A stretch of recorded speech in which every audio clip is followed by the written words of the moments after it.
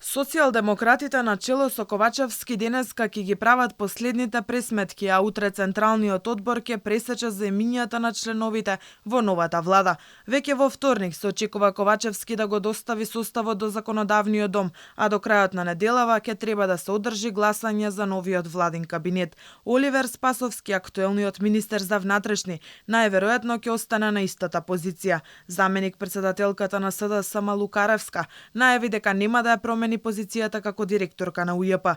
Бојан Маричич се поизвестно е дека ќе седне на столчето на Никола Димитров, кој нема да учествува во составот на новата влада како вице-премиер за европски прашања. Се уште нема ниту најава кој ќе биде замена за Царовска и Шекеринска, ниту пак кој ќе го замени Маричич како прв човек на правда. Неизвестно е и дали Лупчо Николовски ќе биде дел од новиот владин кабинет. Досега познато е дека Министерството за здравство ќе го води Беким Сали, а Адмир Малити ќе стои на чело на Министерството за информатичко општество и администрација и двајцата од редовите на алтернатива.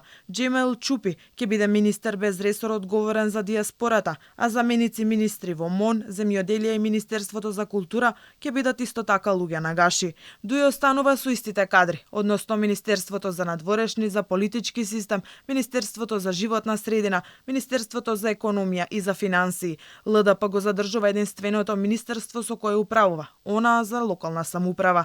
Помалите партнери во владината коалиција засега остануваат со празни раце, советување дека ќе има преговори за формирање ново министерство за клима и енергија.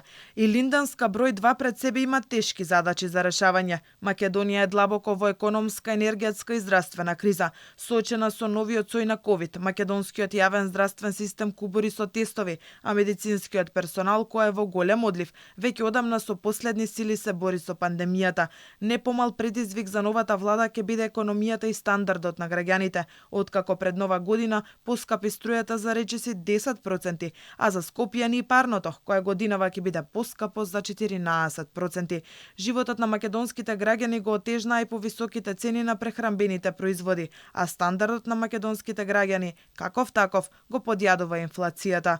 Стои отворено и решавањето на спорот со источниот сосед за добивање зелено светло и старт на македонскиот преговарачки процес со Унијата. Бугарскиот премиер Петков на 18 јануари ќе дојде во Скопје со, како што вели, добра волја да се најде начин за откочување на македонските евроинтеграции, но со непроменети позиции во однос на македонското прашање, зад кое стојат сите партии кои се дел од бугарската владина коалиција. Наспроти Бугарија, која знае што сака, а тоа е запечатено во декларацијата на Бугарското народно собрание, од македонска страна нема ниту збор за тоа на што се темели оптимизмот дека оваа година ќе се случи пробив на патот кон Унијата.